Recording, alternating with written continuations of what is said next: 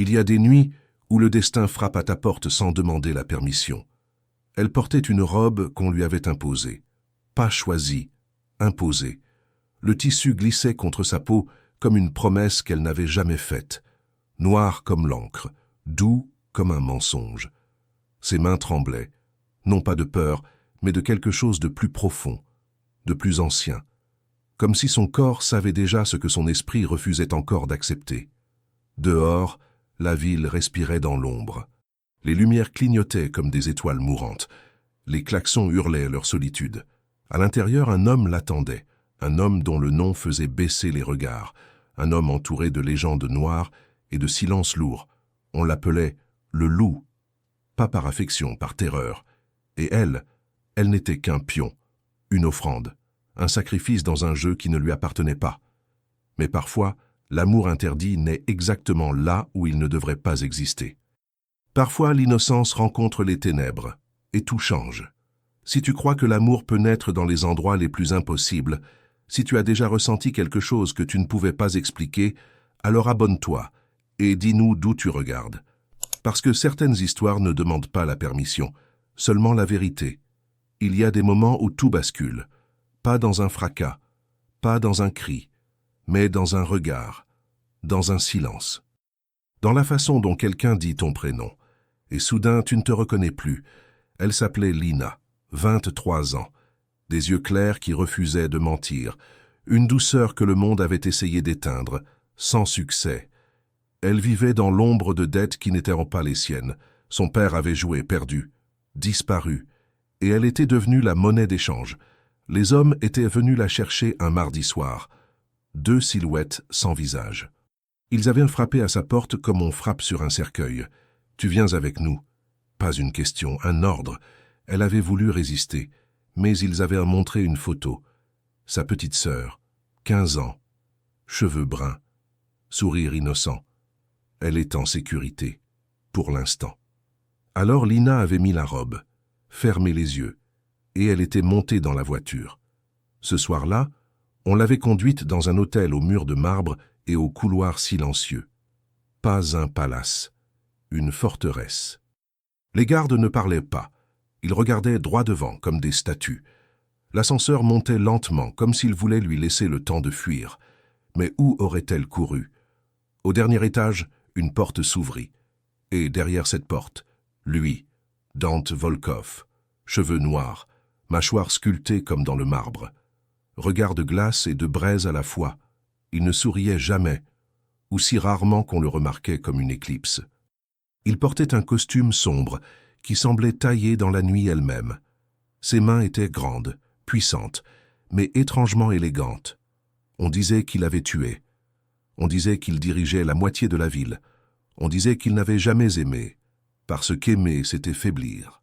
Mais ce soir-là, quand leurs regards se croisèrent, quelque chose vacilla. Elle ne baissa pas les yeux. Et lui, pour la première fois en 10 ans, il hésita. Parce qu'il avait vu beaucoup de femmes entrer dans cette suite, mais aucune n'avait jamais eu ce regard-là, ce mélange de peur et de dignité. Ce soir-là, le destin chuchota son premier mot, et tout ce qu'ils croyaient savoir sur eux-mêmes commença à se fissurer. Peut-on tomber amoureux de quelqu'un qu'on est censé détruire? Elle resta debout près de la porte, les mains croisées devant elle, le dos droit, comme si elle refusait de se courber sous le poids du moment. Dante la regarda sans un mot. Il avait l'habitude de lire les gens comme des cartes ouvertes. Leur peur, leurs calculs, leur faux courage. Il voyait les masques, les mensonges, les sourires forcés. Mais elle était différente. Elle tremblait, oui, mais pas comme on supplie, plutôt comme on résiste. Il referma la porte derrière elle, lentement. Le clic du verrou résonna dans le silence. Elle sursauta légèrement, mais ne se retourna pas. Il s'approcha, pas trop près. Juste assez pour sentir le parfum qu'elle portait. Quelque chose de léger, de floral, de pur. « Tu sais pourquoi tu es ici ?» demanda-t-il d'une voix basse, presque douce. Elle hocha la tête. Une fois. Ses lèvres ne bougèrent pas. « Alors tu sais ce qu'on attend de toi. » Un silence. Long. Trop long. Dehors, la ville continuait de vivre. Les voitures roulaient, les gens riaient, le monde tournait. Mais ici, dans cette suite, le temps s'était arrêté. Puis elle parla. Enfin. Oui. Sa voix était claire, fragile mais claire. Mais je ne le ferai pas. Il fronça les sourcils. Pas de colère, de surprise. Tu refuses. Je ne refuse pas, dit-elle, en levant les yeux vers lui pour la première fois depuis qu'elle était entrée. Je dis seulement que je ne suis pas ce genre de femme, et si vous me forcez, vous le regretterez. Pas parce que je suis forte, mais parce que je suis innocente. Le mot flotta entre eux comme une bougie dans le noir. Innocente. Dante ne bougea pas, mais quelque chose dans son regard changea. Il l'étudia, vraiment. Comme on regarde une peinture qu'on ne comprend pas encore. Ses yeux parcoururent à son visage, ses mains tremblantes, sa posture fière malgré la peur. Et soudain, il comprit. Elle ne jouait pas. Elle ne mentait pas. Elle était exactement ce qu'elle disait être. « Assieds-toi », dit-il finalement. Elle ne bougea pas. « S'il te plaît. » Et alors, seulement alors, elle s'assit. Il s'installa en face d'elle. Pas sur le même canapé, de l'autre côté de la table basse, comme pour mettre une frontière entre eux, une zone neutre. « Comment t'appelles-tu »« Lina. Lina. » Il répéta son prénom comme s'il goûtait un mot étranger. « Qui t'a envoyé ici ?» Elle hésita. « Des hommes. Ils disent que mon père leur doit de l'argent. »« Et ton père ?» ?»« Disparu. Depuis 6 mois. » Dante hocha la tête lentement. Il connaissait cette histoire. Elle se répétait dans sa ville comme une prière maudite. Les pères qui fuyaient, les filles qui payaient. « Et ils t'ont dit quoi exactement ?» Elle baissa les yeux. « Que si je ne venais pas, ma sœur disparaîtrait aussi. » Un muscle tressaillit dans la mâchoire de Dante. « Ta sœur. » « Oui. Elle a 15 ans. » Le silence retomba. Lourd. Épais. Puis Dante se leva, marcha vers le bar, versa 2 verres d'eau, pas d'alcool, de l'eau. Il en posa un devant elle. « Bois. » Elle obéit. Ses mains tremblaient toujours, mais moins qu'avant. Il retourna s'asseoir, la regarda boire. Puis il dit quelque chose qu'elle n'attendait pas. « Tu n'es pas obligé de rester. » Elle leva les yeux, incrédule. « Vraiment ? Vraiment ? Et ma sœur ? Je vais m'en occuper. » « Pourquoi ?» Il la regarda longuement, puis il haussa légèrement les épaules. « Parce que je ne force personne, jamais. » Elle sentit quelque chose se desserrer dans sa poitrine, mais elle ne bougea pas. Parce que quelque chose dans sa voix, quelque chose qu'elle ne pouvait pas nommer, lui disait qu'ici, elle était plus en sécurité que partout ailleurs.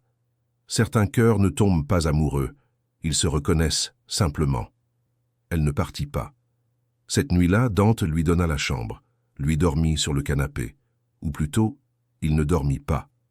Il resta éveillé, le regard fixé au plafond, essayant de comprendre pourquoi il avait fait ça, pourquoi il l'avait laissée tranquille, pourquoi il voulait la protéger.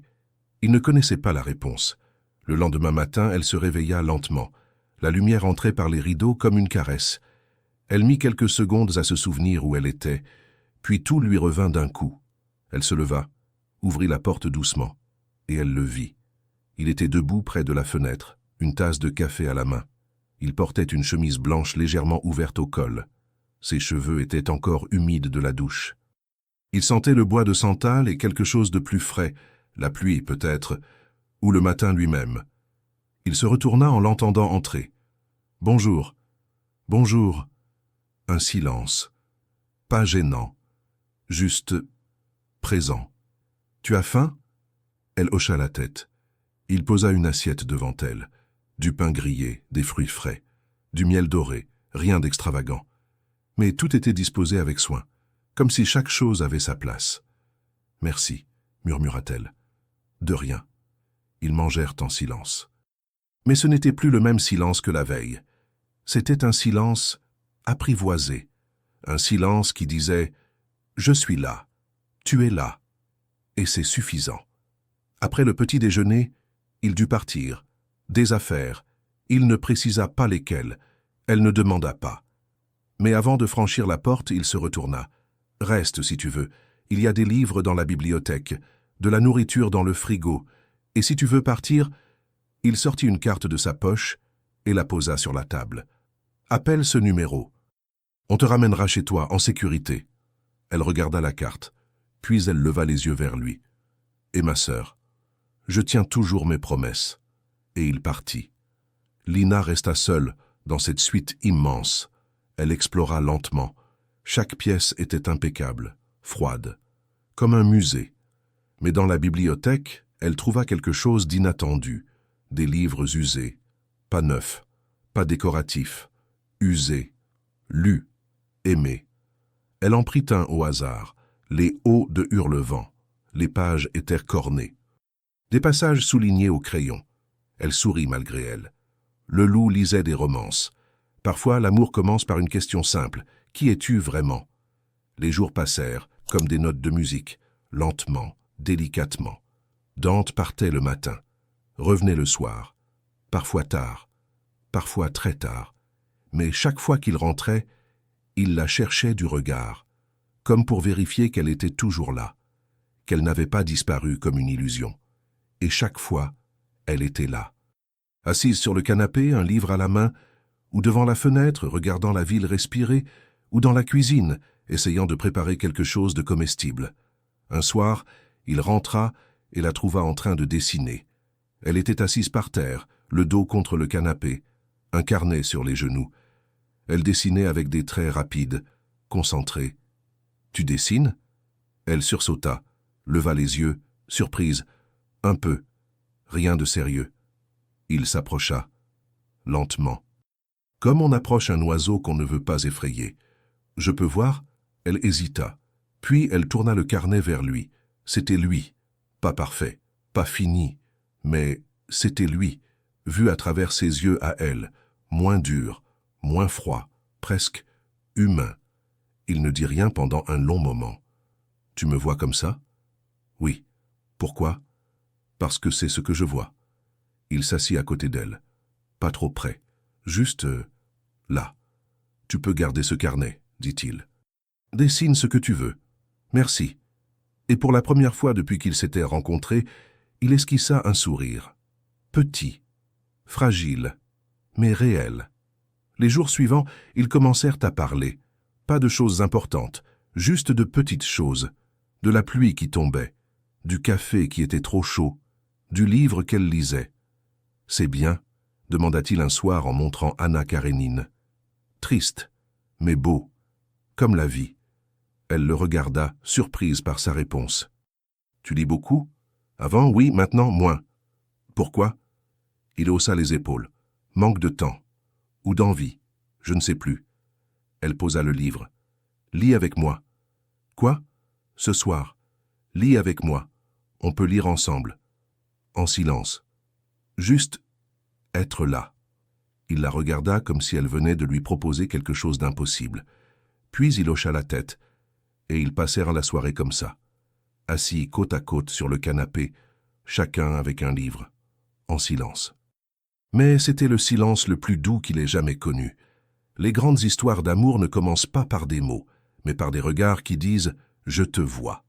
Si cette histoire a touché quelque chose dans ton cœur, prends un instant pour t'abonner, parce que l'amour mérite d'être entendu, même dans le silence. Mais tout n'était pas parfait. Un soir, des hommes vinrent à la suite.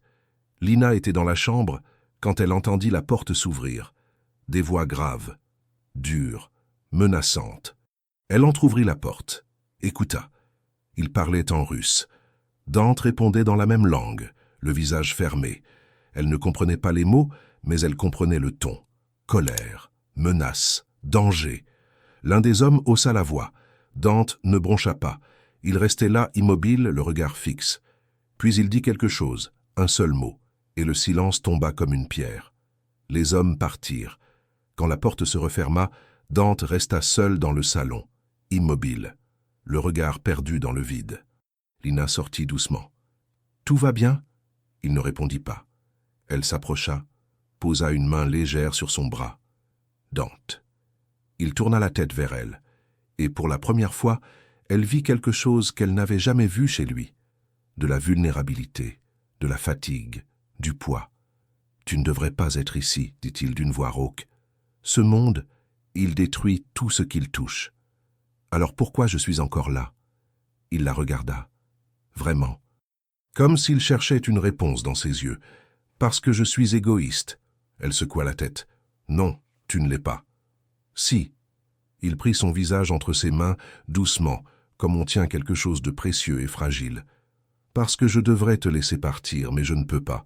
Son souffle se coupa. Pourquoi? Parce que tu es la seule chose pure que j'ai touchée depuis des années, la seule chose qui me rappelle que je suis encore humain. Le monde autour d'eux disparut. Il y avait seulement eux deux, et ce silence lourd de tout ce qu'ils n'osèrent pas dire. Elle leva la main, toucha sa joue, doucement. « Tu es humain, Dante. Tu as juste oublié. » Il ferma les yeux sous sa caresse. Et dans ce geste simple, quelque chose se brisa en lui, quelque chose qu'il avait construit pendant des années pour se protéger.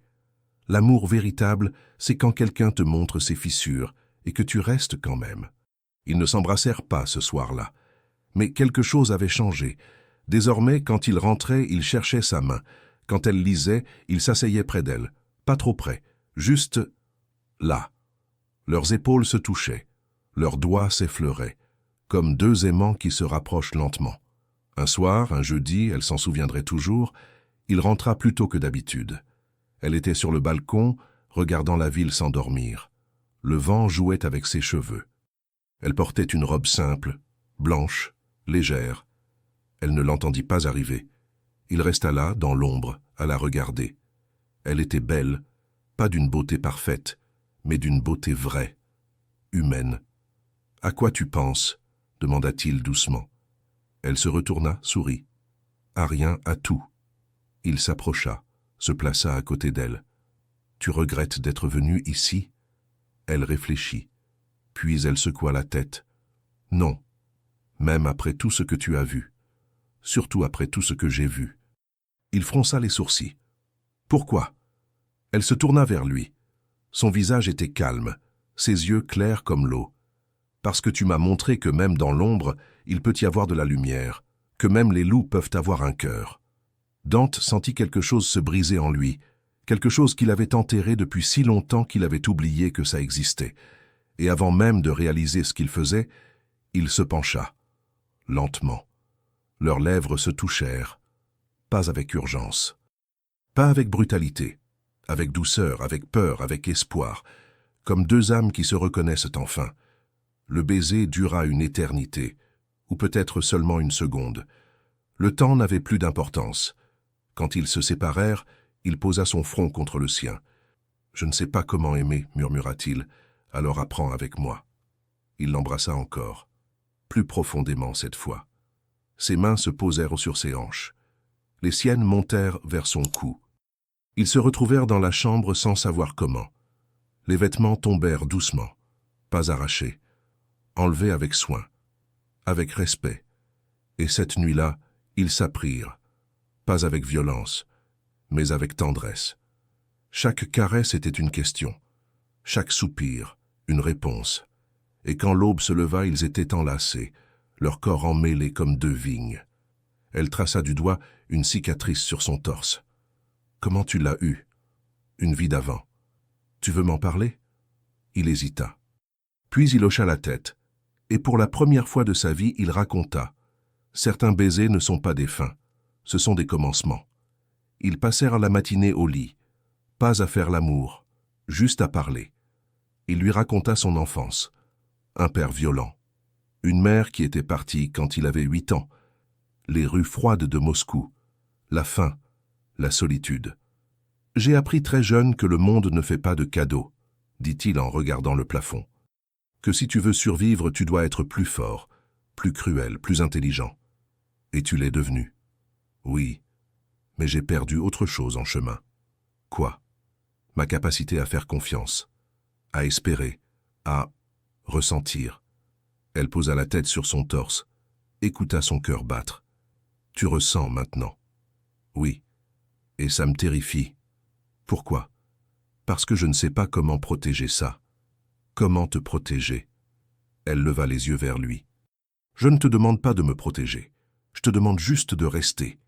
Il l'embrassa sur le front. « Je reste. » Elle lui raconta sa vie à elle, sa mère morte d'un cancer quand elle avait 12 ans, son père qui s'était effondré après, qui avait commencé à boire, à jouer, à fuir.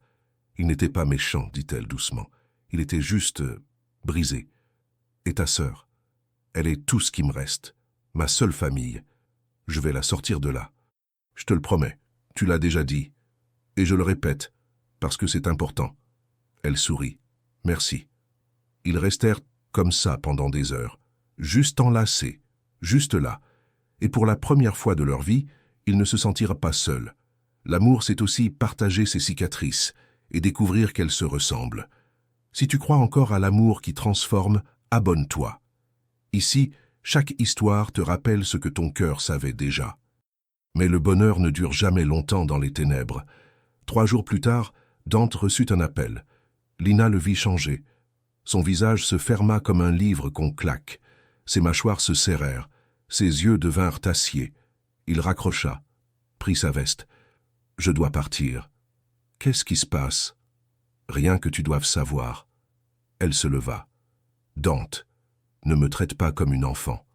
Pas après tout ce qu'on a partagé. » Il la regarda, hésita, puis soupira.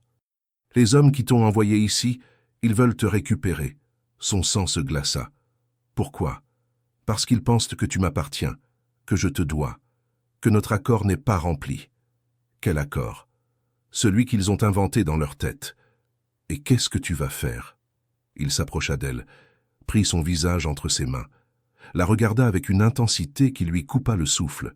« Je vais leur dire qu'ils se trompent, que tu ne m'appartiens pas, que tu es libre, que tu es sous ma protection, et que si quelqu'un te touche, il s'arrêta. Ils comprendront. Et s'ils n'écoutent pas, son regard devint glace. Alors ils apprendront pourquoi on m'appelle le loup. Elle sentit son cœur battre plus vite. Pas de peur, de quelque chose d'autre, d'amour, de fierté, de terreur aussi. « Reviens-moi, » chuchota-t-elle. « Toujours. » Il l'embrassa, longuement, comme si c'était la dernière fois.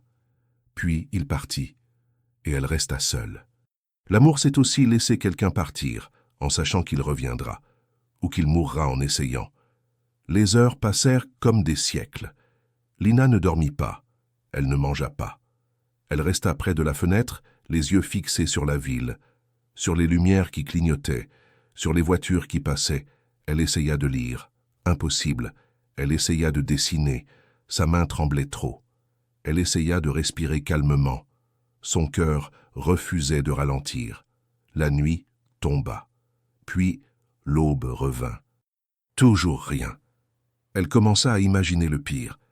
Des images horribles défilaient dans son esprit. Du sang, des cris, son corps sans vie dans une ruelle sombre. Elle ferma les yeux, respira profondément.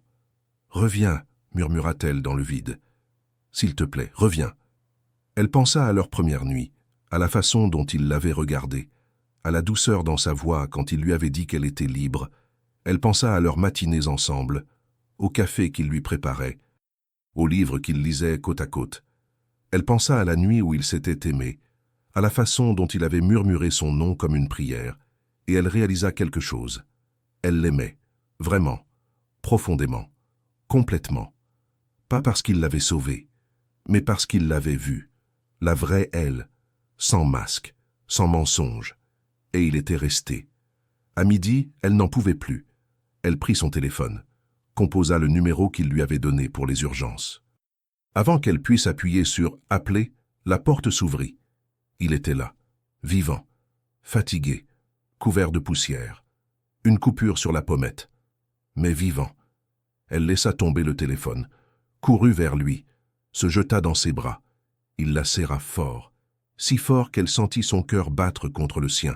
« Je suis là », murmura-t-il dans ses cheveux. « Je suis là, je suis là. » Elle pleura.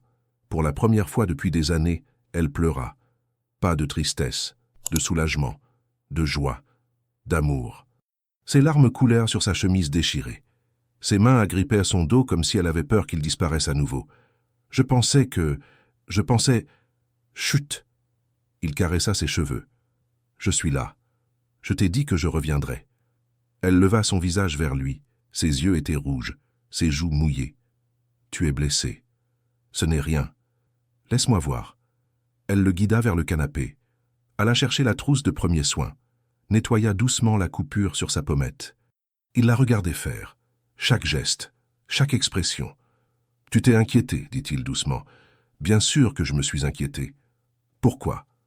Elle s'arrêta, le regarda droit dans les yeux. Tu sais pourquoi. Le silence s'installa entre eux, lourd de tout ce qu'il n'avait pas encore dit. Puis il prit sa main, l'embrassa doucement. Dis-le. Quoi? Ce que tu penses, ce que tu ressens. Dis-le. Elle prit une grande respiration. Je t'aime. Les mots flottèrent dans l'air comme des plumes. Il ferma les yeux, comme si ces mots lui faisaient mal, ou comme s'ils le guérissaient. Quand il les rouvrit, il brillait d'une émotion qu'elle n'avait jamais vue. Je ne mérite pas ton amour. Ce n'est pas à toi de décider. Lina, je t'aime, Dante, et peu importe ce que tu penses mériter ou non. C'est ce que je ressens, et je ne m'excuserai pas pour ça. Il la tira vers lui, l'embrassa avec une intensité qui lui coupa le souffle. Quand ils se séparèrent, il murmura contre ses lèvres « Moi aussi, je t'aime. Il y a des retrouvailles qui valent toutes les guerres du monde. » Cette nuit-là, après qu'elle se fut endormie dans ses bras, Dante resta éveillé. Il regardait son visage paisible, ses cheveux étalés sur l'oreiller, ses lèvres légèrement entr'ouvertes. Elle était si belle, si pure. Et lui, il était tout le contraire, mais elle l'aimait quand même. Le lendemain matin, il se leva avant elle, passa quelques appels, donna des ordres précis. Quand elle se réveilla, il était assis au bord du lit, la regardant. « Bonjour, » dit-elle en souriant. « Bonjour. Tu as l'air sérieux. J'ai quelque chose à te montrer. » Il l'emmena dans le salon. Sur la table, il y avait une enveloppe. « Qu'est-ce que c'est ?»« Ouvre. » Elle prit l'enveloppe, l'ouvrit doucement. À l'intérieur, il y avait des photos. Sa sœur, vivante, souriante. Dans un endroit sûr, Lina porta la main à sa bouche. « Comment? Je t'avais dit que je tiendrais ma promesse. » Des larmes montèrent à ses yeux. Où est-elle? Dans une maison sûre, avec des gardes. Elle va bien. Elle est en sécurité. Et dès que les choses se calmeront, tu pourras la voir. Lina se jeta dans ses bras, pleura de nouveau. Mais cette fois, c'était des larmes de gratitude. « Merci, merci, merci. » Il la serra contre lui. « Tu n'as pas à me remercier. »« T'as ainsi, tu as sauvé la personne que j'aime le plus au monde. »« Non. » Il prit son visage entre ses mains. « J'ai sauvé la sœur de la personne que j'aime le plus au monde. » Nuance. Elle rit à travers ses larmes, et dans ce moment, elle sut qu'elle ne serait plus jamais seule. Mais il y avait autre chose dans l'enveloppe. « Regarde le reste, » dit-il doucement. Elle sortit d'autres papiers, des documents. Elle fronça les sourcils. « Qu'est-ce que c'est ?»« Les dettes de ton père. Toutes annulées. Tous les hommes qui te cherchaient. Ils ne te chercheront plus. Comment tu as fait ça ? J'ai mes méthodes. Dante, tu es libre, Lina. Vraiment libre. Plus personne ne peut te réclamer. Plus personne ne peut te menacer. » Elle le regarda comme si elle le voyait pour la première fois. Cet homme, ce loup, cet être de ténèbres. Il avait tout fait pour elle, sans rien demander en retour. « Pourquoi ?» murmura-t-elle. « Parce que je t'aime. Et que quand on aime quelqu'un, on lui offre sa liberté. L'amour véritable, c'est offrir la liberté et choisir de rester quand même. Si ce moment t'a fait respirer un peu plus lentement, reste avec nous. Suis cette chaîne et laisse l'amour te retrouver.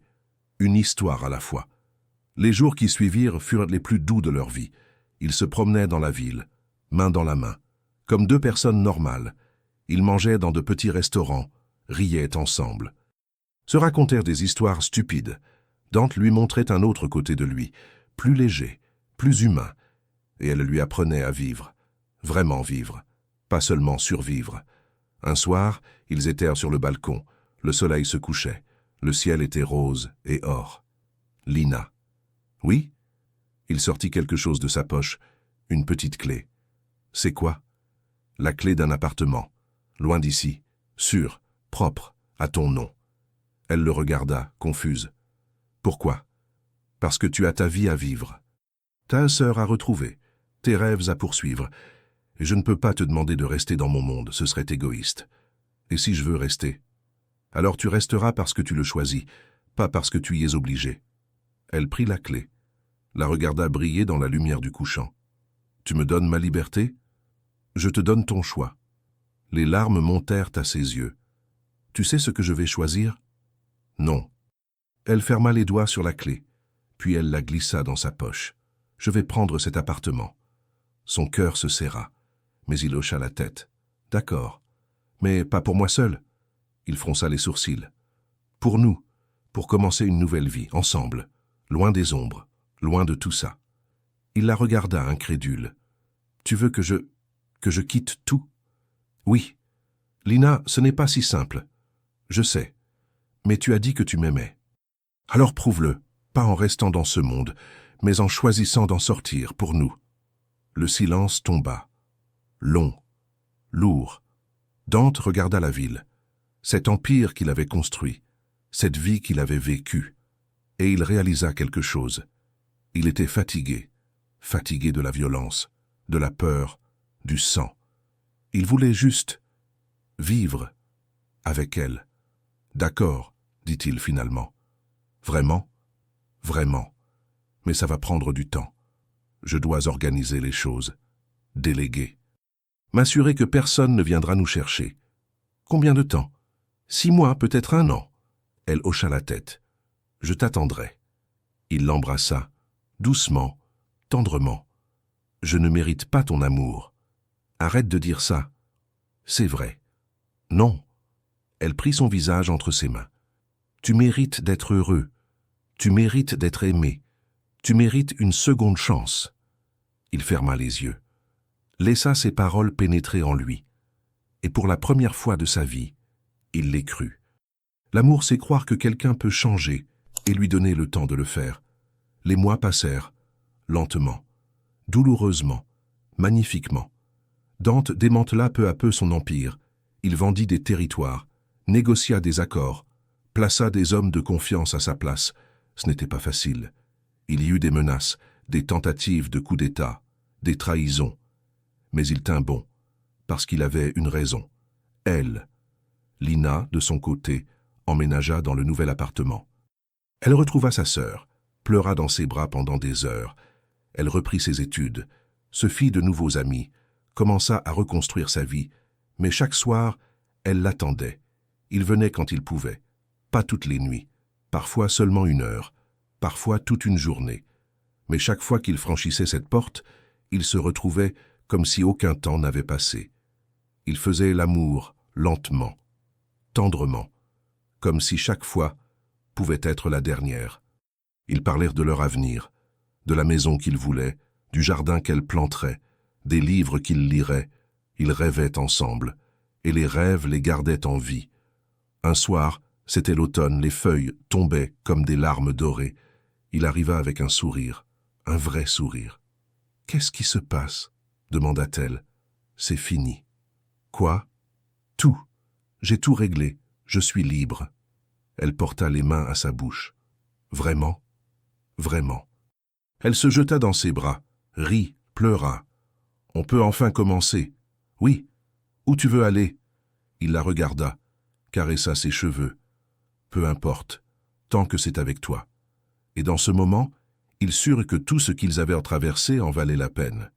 L'amour véritable, c'est traverser l'enfer ensemble et ressortir main dans la main. 1 an plus tard, ils vivaient dans une petite maison à la campagne, loin de la ville, loin des ombres. La maison avait un jardin. Lina y plantait des fleurs, des roses, des tulipes, des lavandes. Dante apprit à cuisiner. Pas très bien, mais il essayait. Ils adoptèrent un chien, un vieux berger allemand qu'ils appelèrent Lou, ironiquement. La sœur de Lina leur rendait visite souvent.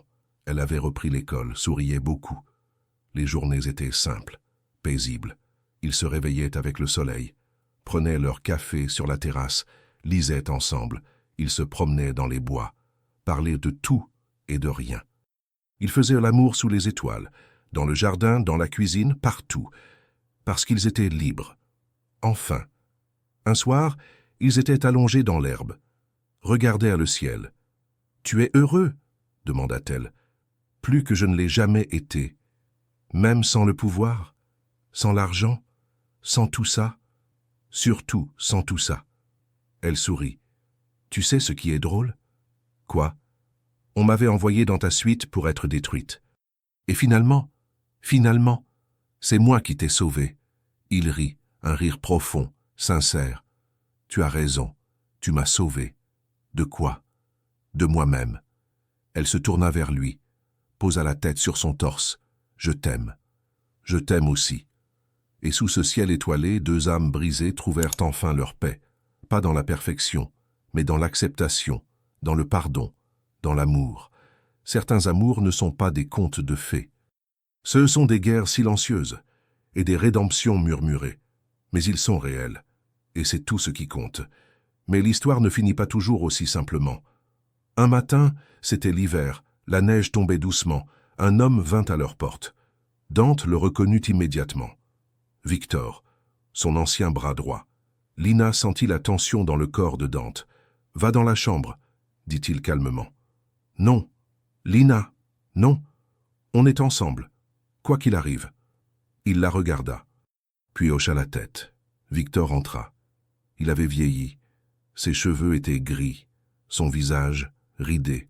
« Tu as été difficile à trouver, » dit-il. « C'était le but. Je ne viens pas pour te ramener. » Dante fronça les sourcils. « Alors pourquoi tu es là ? » ?»« Pour te dire merci. » Le silence tomba.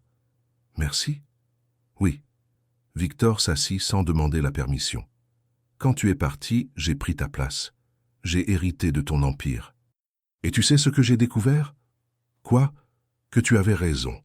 Que cette vie, elle ne mène nulle part. Qu'on gagne du pouvoir, mais qu'on perd son âme. » Dante resta silencieux. « J'ai un fils, » continua Victor. « Il a 8 ans. Et l'autre jour, il m'a demandé ce que je faisais dans la vie. Et je n'ai pas su quoi répondre. Parce que je ne pouvais pas lui dire la vérité. Parce que j'avais honte. » Il leva les yeux vers Dante. « Et j'ai pensé à toi. Qui a eu le courage de partir, de tout quitter, pour l'amour. » Lina sentit les larmes monter.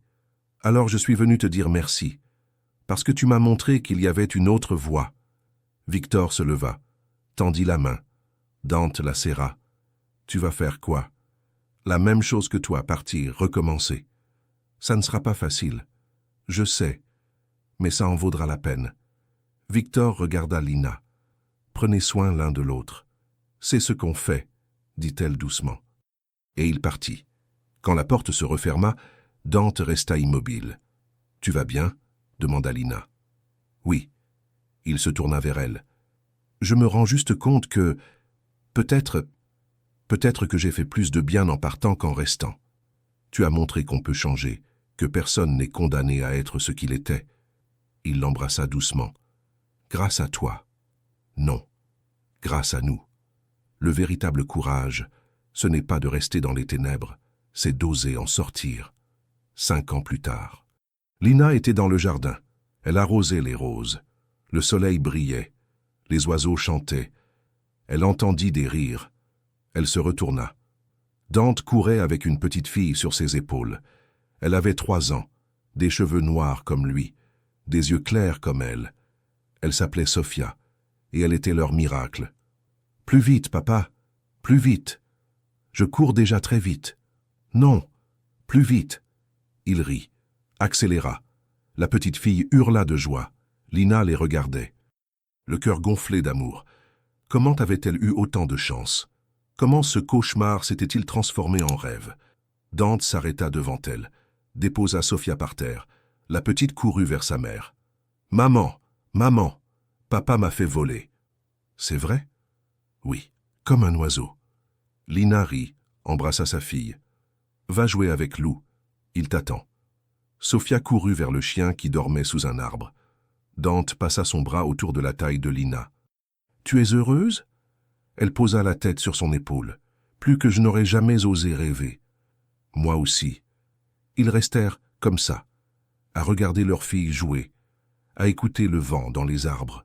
« Tu sais à quoi je pense ?» dit-elle doucement. À quoi? À cette première nuit, quand je suis entré dans ta suite, terrifié, seul. Moi aussi, j'y pense souvent. Tu regrettes? Quoi? De ne pas m'avoir laissé partir ce soir-là. Ça aurait été plus simple, plus sûr. Il se tourna vers elle, prit son visage entre ses mains. Jamais, pas une seule seconde. Pourquoi? Parce que tu m'as appris à vivre, tu m'as montré que même un loup peut devenir un homme, que même les ténèbres peuvent trouver la lumière. Elle sourit à travers ses larmes.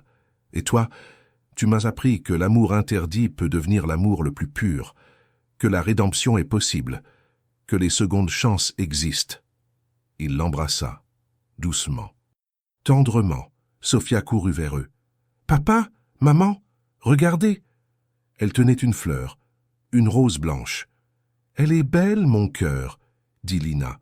« C'est pour toi, maman, parce que je t'aime. » Lina prit la fleur, embrassa sa fille. « Je t'aime aussi. » Dante les regarda toutes les deux, sa famille, son miracle, sa rédemption, et il sut que tout ce qu'il avait traversé, chaque bataille, chaque blessure, chaque nuit noire, en valait la peine. Parce qu'il avait trouvé quelque chose de plus précieux que le pouvoir. Il avait trouvé l'amour. Certains amours commencent dans l'ombre, mais ils finissent dans la lumière, parce que l'amour véritable transforme tout ce qu'il touche. Certains amours s'effacent, d'autres se transforment. Si cette histoire t'a touché, partage-la dans les commentaires. Et abonne-toi, une nouvelle histoire t'attend chaque nuit. Parce que l'amour ne finit jamais vraiment, il change seulement de forme. Parfois, l'innocence sauve le cœur brisé. Parfois, l'amour interdit devient l'amour le plus vrai. Parfois, un loup redevient un homme. Et parfois, juste parfois, deux âmes perdues se retrouvent exactement là où elles devaient être, dans la lumière, dans l'amour, dans la paix.